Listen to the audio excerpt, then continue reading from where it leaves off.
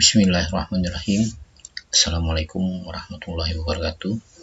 Alhamdulillahirabbil alamin. Wassalatu wassalamu ala asyrafil anbiya'i wal mursalin wa ala alihi washabihi ajmain. Anak-anakku kelas 11 IPS 1 yang berbahagia, jumpa lagi dengan saya Bapak Rahman ya. Ini baru bagi kalian ya, selaku pengampu guru pembelajaran bahasa Indonesia untuk kelas 11 IPS 1. Oke, mudah-mudahan kita semua sehat walafiat sebagaimana Bapak sehat walafiat ya. Amin ya rabbal alamin. Langsung saja ya, kita akan masuk ke materi, yaitu kita akan mempelajari bab 6 merancang karya ilmiah. Kemarin secara teoritis kalian sudah mempelajari sistematika dan kebahasaan yang ada pada karya ilmiah. Baik, kita hari ini akan memasuki sebelumnya Bapak akan menjelaskan dulu kompetensi dasar yang harus dicapai pada semester genap ini ya. Yang kemarin kita sudah mempelajari ini KD 3.5, yaitu menganalisis sistematika dan kebahasaan karya ilmiah. Nah, pada kesempatan sekarang ini kita akan membahas ini, yaitu KD 4.5, mengonstruksi sebuah karya ilmiah dengan memperhatikan isi, sistematika dan kebahasaan ya. Mengonstruksi itu sama dengan membuat atau menyusun ya. Jadi intinya kalian akan membuat sebuah karya ilmiah.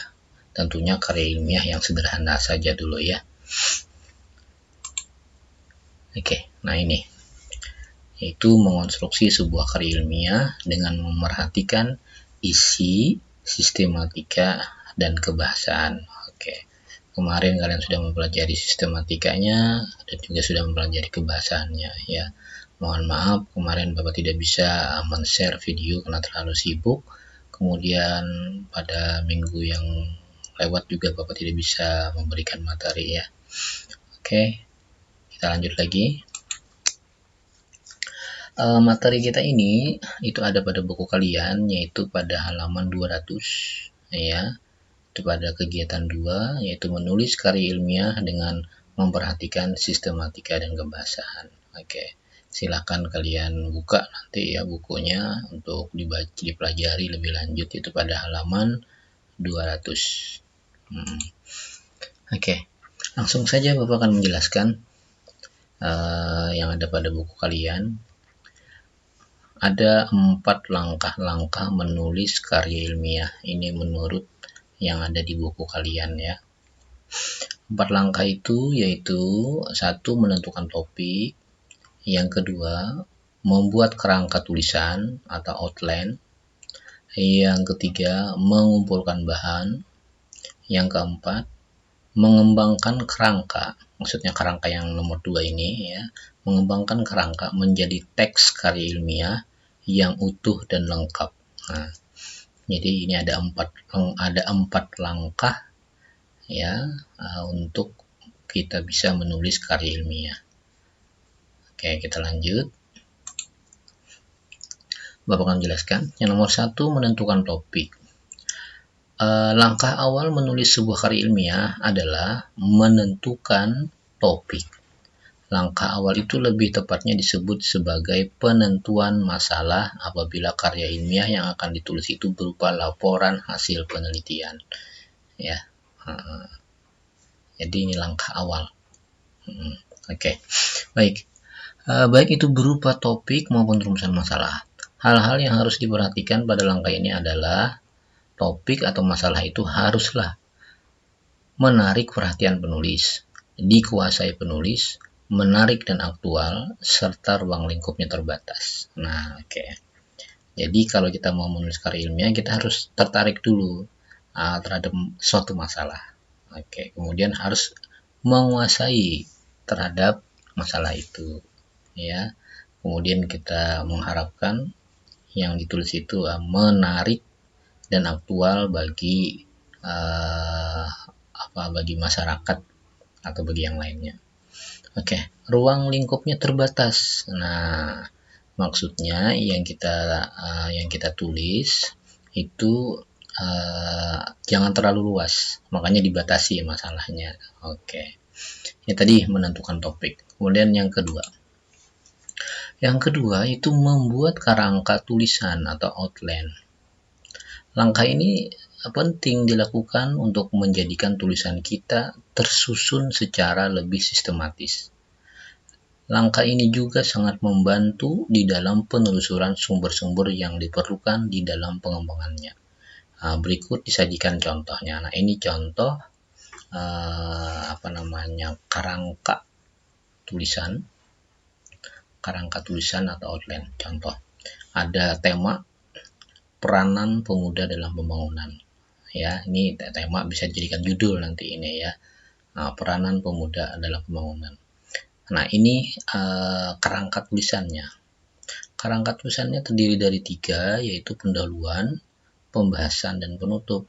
Nah, pendahuluan, nah ini poin-poinnya. Pendahuluan, peranan pemuda dalam sejarah perjuangan bangsa. Nah, ini umpama ya, kalian akan uraikan bagaimana peranan pemuda dalam sejarah perjuangan bangsa.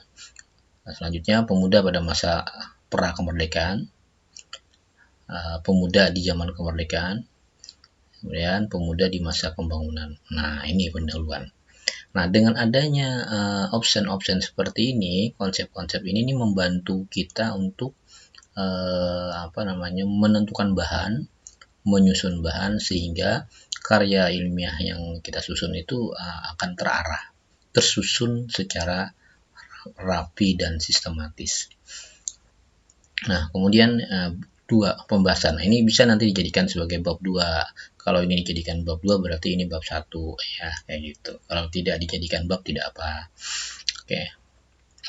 2, pembahasan. A. Potensi pemuda sebagai modal dasar pembangunan bangsa. B. Sektor-sektor pembangunan yang dapat diisi oleh pemuda. Dan C. Faktor penunjang dan kendala. Kendalanya 1, kendala psikologis, kendala sosial, kendala ekonomi. Yang ketiga atau terakhir penutup. Penutup di sini adalah simpulan dan saran. Oke. Ingat, penutup sini adalah simpulan dan saran. Oke. Kita lanjut. Nah, kerangka tersebut dikembangkan dari topik peranan pemuda dalam pembangunan. Sesuai dengan struktur umum karya ilmiah, topik itu pun kemudian dikembangkan ke dalam 3 bagian, yaitu pendahuluan, pembahasan, dan penutup. Dengan kerangka seperti itu, kita bisa memetakan bahasan-bahasan yang dianggap relevan atau berhubungan dengan topik yang akan dibahas. Kerangka itu pun membantu kita untuk mencari sumber-sumber yang diperlukan. Berdasarkan kerangka itu, misalnya, kita perlu data ataupun teori tentang potensi-potensi pemuda dan sektor-sektor pembangunan. Selain itu, kita pun perlu sumber-sumber berkenaan dengan faktor penunjang dan kendala-kendala dalam implementasi peranan pemuda dalam pembangunan. Nah, jadi itu tadi gunanya kerangka tulisan, itu untuk menentukan poin-poin yang akan kita bahas, yang akan kita tulis dalam sebuah karya ilmiah. Oke, langkah ketiga, mengumpulkan bahan. Setelah kita menentukan tadi kerangka tulisan, maka kita akan mengumpulkan bahan.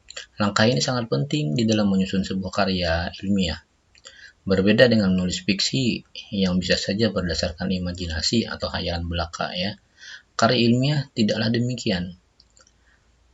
Karena karya ilmiah ini adalah sifatnya ilmiah, ya, itu bukan rekaan. Oke.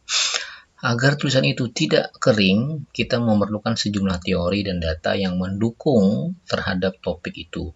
Bahan-bahan yang dimaksud dapat bersumber dari buku, jurnal ilmiah, surat kabar, internet, dan sumber-sumber lainnya. Adapun data itu sendiri dapat diperoleh melalui kegiatan observasi, wawancara, angket, dan teknik-teknik pengumpulan data lainnya. Oke, jelas ya.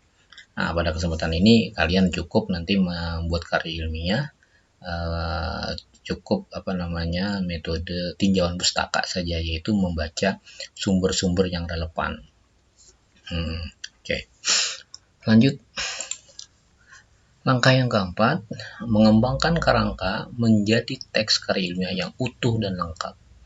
Oke, utuh dan lengkap. Ya, maksud utuh ini itu terdiri dari sistematikanya lengkap, dari pendahuluan, pembahasan dan penutup. Nah, itu namanya utuh. Lengkap itu berarti ada daftar isi, ya, ada kata pengantar, kemudian yang terakhir ada daftar pustaka. Nah, itu idealnya ya. Itu yang idealnya. Oke. Nah, lanjut. Kerangka yang telah dibuat kita kembangkan berdasarkan teori dan data yang telah dipersiapkan sebelumnya. Langkah pengembangan tersebut harus pula memerhatikan kaidah-kaidah kebahasaan yang berlaku pada penulisan karya ilmiah. Oke. Nah, ini tadi 4 langkah dalam menulis karya ilmiah. Oke, coba kita ulang yang 4 langkah tadi.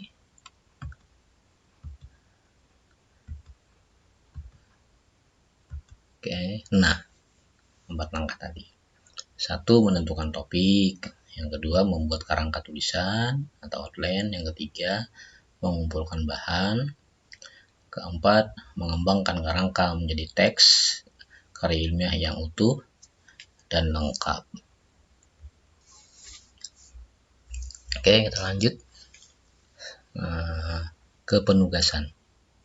Penugasan ini mudah-mudahan kita bisa menyelesaikan ya. Kalian bisa menyelesaikan karena Bapak nilai ini sangat ringan tugasnya ya. Kalian tidak perlu lagi membuat kerangka.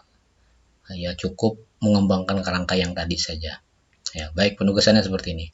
Kembangkanlah contoh kerangka tulisan yang berjudul Peranan Pemuda dalam Pembangunan di atas, yang tadi maksudnya ya, menjadi sebuah karya ilmiah yang utuh dan lengkap. Ya. Nah, jadi kalian tinggal menggarap saja lagi. Ya, karena kerangkanya sudah ada.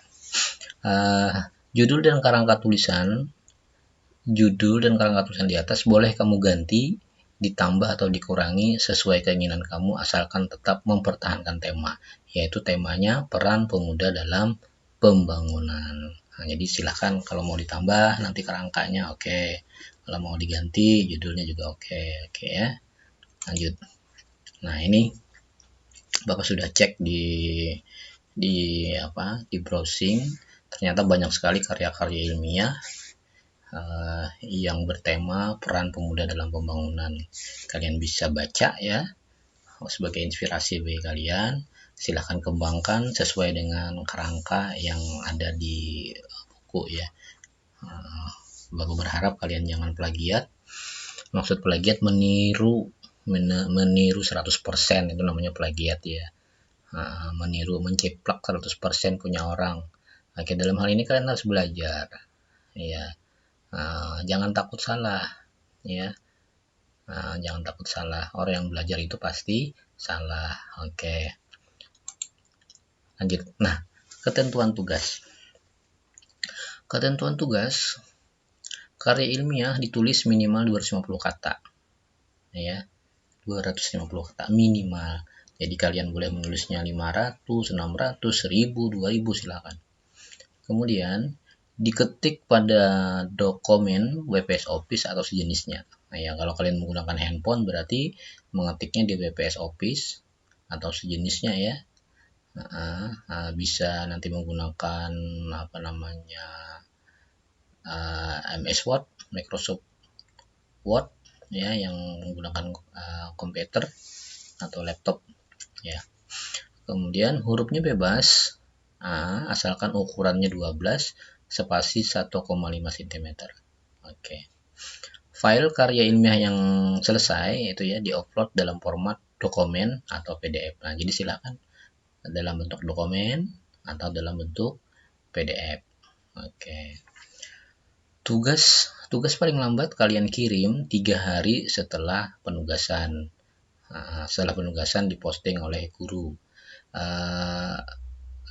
Tugas ini diposting hari ini, yaitu hari Rabu. Nah, berarti terakhir kalian mengumpul 3 hari ya, Rabu, Kamis, Jumat. Nah, berarti sampai Jumat paling lambat sudah harus diserahkan ya.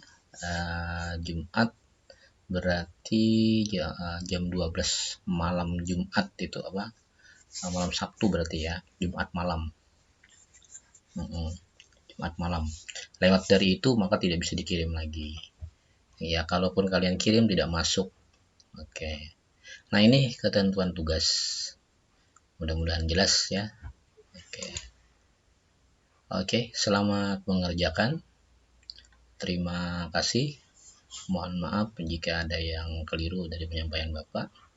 Billahi taufiq wal hidayah. Wassalamualaikum warahmatullahi wabarakatuh.